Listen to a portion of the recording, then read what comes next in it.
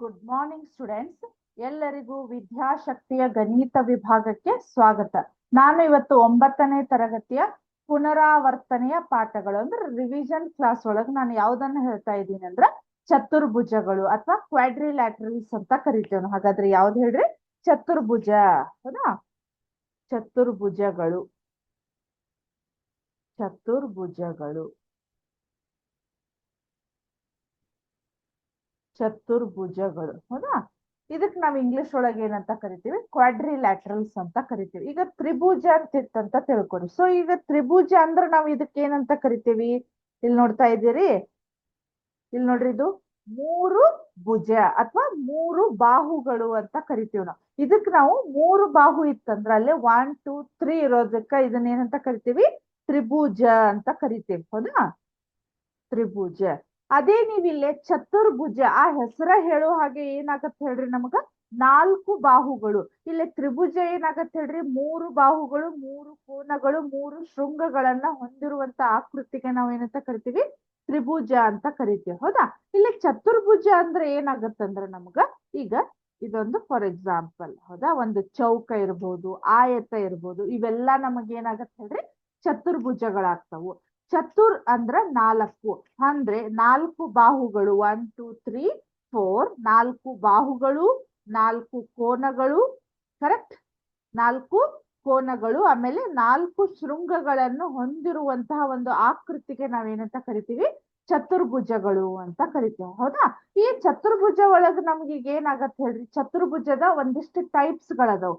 ನಾನ್ ಇವತ್ತು ಹೇಳ್ತಾ ಇರೋದು ನಿಮಗ ಚತುರ್ಭುಜಗಳ ವಿಧಗಳನ್ನ ಹೇಳ್ತಾ ಇದ್ದೀನಿ. ಹೌದಾ? ಅದಕ್ಕಿಂತ ಮುಂಚೆ ಈ ಚತುರ್ಭುಜದ ಒಂದಿಷ್ಟು ಪ್ರಾಪರ್ಟೀಸ್ ಅಥವಾ ಗುಣಲಕ್ಷಣಗಳನ್ನ ನೋಡೋಣಂತ. ಈ ಚತುರ್ಭುಜ ಏನಾಗಿರ್ತೈತೆ? ಆಲ್ರೆಡಿ ನಿಮಗ್ ಒಂದಿಷ್ಟು ನಾ ಲಕ್ಷಣಗಳನ್ನ ಹೇಳಿದೆ.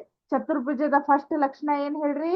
4 ಬಾಹುಗಳನ್ನ ಹೊಂದಿರ್ತೈತಿ, 4 ಕೋನಗಳನ್ನ ಹೊಂದಿರ್ತೈತಿ, ಆಮೇಲೆ ಏನಾಗಿರ್ತೈತಿ ಹೇಳ್ರಿ? 4 ಶೃಂಗಗಳನ್ನ ಹೊಂದಿರ್ತೈತಿ. ಆಮೇಲೆ ಇಲ್ಲಿ ನೋಡ್ರಿ, ಈ ತ್ರಿಭುಜದ 3 ಒಳಕೋನಗಳ ಮೊತ್ತವನ್ನಂದ್ರ ಎಷ್ಟಂತ ಹೇಳ್ತೇವ್ ನಾವ್ ಹೇಳ್ರಿ?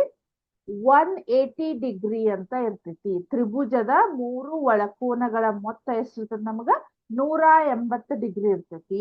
ಅದೇ ರೀತಿ ಚತುರ್ಭುಜದ 4 ಒಳಕೋನಗಳ ಮೊತ್ತ ಎಷ್ಟಿರ್ತೈತಿ? 360 ಡಿಗ್ರಿ ಇರ್ತೈತಿ. 360 ಡಿಗ್ರಿ ಇರ್ತೈತಿ. ಹೌದಾ? ಇಲ್ಲಿ ನೋಡ್ರಿ, ಈಗ ಚೌಕವನ್ನ ತಗೊಂಡ್ರ ನಾವು ಈ ಸಿಂಬಾಲ್ ನೋಡಿದ್ರ ಗೊತ್ತಾಗ್ತೈತಿ. 90 ಪ್ಲಸ್ 90 ಪ್ಲಸ್ 90 ಪ್ಲಸ್ 90 ಅಂದ್ರೆ 9 4 36 ಅಂದ್ರ 360 ಅಂತೂ ಆಯ್ತು. ಸೊ ಇದು ಕೂಡ್ಸಿದ್ರ ನಮಗ ಇಲ್ಲೇ ನೋಡ್ರಿ, ಇದು ಎರಡು ಸೇರ್ಸಿದ್ರ 180 ಆಗ್ತಿರ್ತೈತಿ. ಹೌದಾ? ಅಲ್ಲೇ ನಮಗ ಈಗ ಚತುರ್ಭುಜಗಳ ವಿಧಗಳನ್ನ ನೋಡಿದಾಗ ನಿಮಗ ಗೊತ್ತಾಗ್ತೈತಿ. ಅರ್ಥ ಆಯ್ತಾ?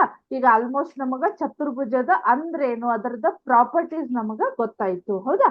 ಚತುರ್ಭುಜ ಅಂದ್ರೆ 4 ಕೋನಗಳಿರ್ಬೇಕು, 4 ಶೃಂಗಗಳು, 4 ಬಾಹುಗಳು, ಅದೇ ರೀತಿ ಅದರದ್ದು 4 ಒಳಕೋನಗಳ ಮೊತ್ತ ಎಷ್ಟಿರ್ತೈತಿ? 360 ಡಿಗ್ರಿ ಇರ್ತೈತಿ. ಅರ್ಥ ಆಯ್ತಾ? ಈಗ ಅದೇ ರೀತಿ ನಾನು ಚತುರ್ಭುಜದ ವಿಧಗಳನ್ನ ನೋಡೋಣಂತ. ಅದನ್ನ ನಾನು ಡೈರೆಕ್ಟ್ ಸಿಮ್ಯುಲೇಷನ್ ಮುಖಾಂತರ ನಿಮಗ ತೋರಿಸ್ಬಿಡ್ತೇನಂತ. ಹೌದಾ? ಸೊ ಇಲ್ಲಿ ನೋಡ್ರಿ ಯಾವ ರೀತಿ ಇದೆ ಅಂತ ಹೇಳಿ. ಒಂದ್ ಸೆಕೆಂಡ್.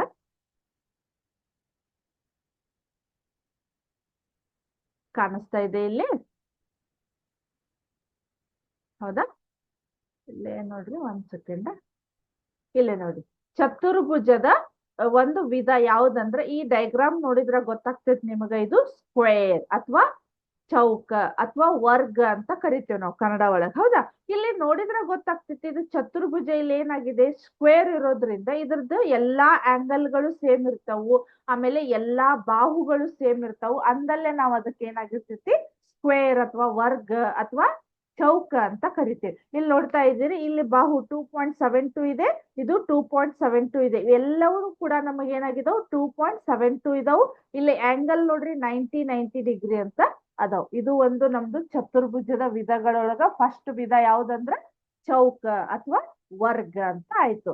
ಅದರ ನೆಕ್ಸ್ಟ್ ಇಲ್ಲಿ ನೋಡ್ರಿ ರೆಕ್ಟ್ಯಾಂಗಲ್ ಅಥವಾ ಆಯತ ಅಂತ ಇರ್ತೈತಿ.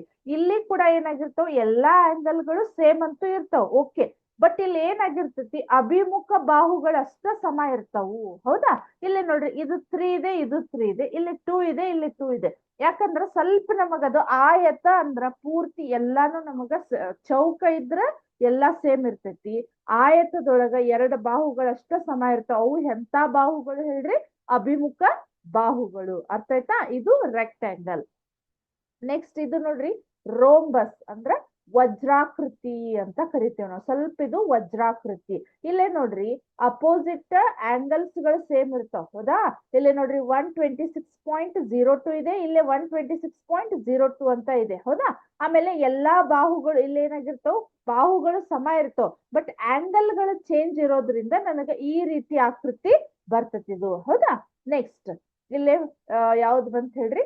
ಪ್ಯಾರಲೆಲ್ಲೋಗ್ರಾಮ್ ಅಥವಾ ಸಮಾಂತರ ಚತುರ್ಭುಜ.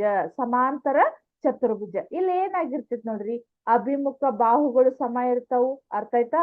5 5 3 3. ಅದಾದ್ಮೇಲೆ ಅಭಿಮುಖ ಕೋನಗಳು ಸಮ ಇರ್ತಾವು. ಕರೆಕ್ಟ್? ಇವಕ್ ನಾವೇನಂತ ಕರಿತೀವಿ? ಸಮಾಂತರ ಚತುರ್ಭುಜ. ಹೌದಾ? ಇದ್ರ ನೆಕ್ಸ್ಟ್ ನಮಗ ಯಾವ್ದು ಹೇಳ್ರಿ? ಇದು ಟ್ರಪಿಜಾಯ್ಡ್ ಅಂದ್ರೆ ತ್ರಾಪಿಜ್ಯ ಅಂತ ಕರಿತೇವ್ ನಾವು. ಹೌದಾ? ಇಲ್ಲಿ ನೋಡ್ರಿ, ಎಲ್ಲಾ ಬಾಹುಗಳು ಚೇಂಜ್ ಅದಾವ, ಆಮೇಲೆ ಎಲ್ಲಾ ಕೋನಗಳು ಬೇರೆ ಬೇರೆ ಅದಾವು. ಅದಕ್ಕೆ ನಾವೇನಂತ ಕರಿತೀವಿ? ತ್ರಾಪಿಜ್ಯ ಅಂತ ಕರಿತೀವಿ. ಅರ್ಥ ಆಯ್ತಾ?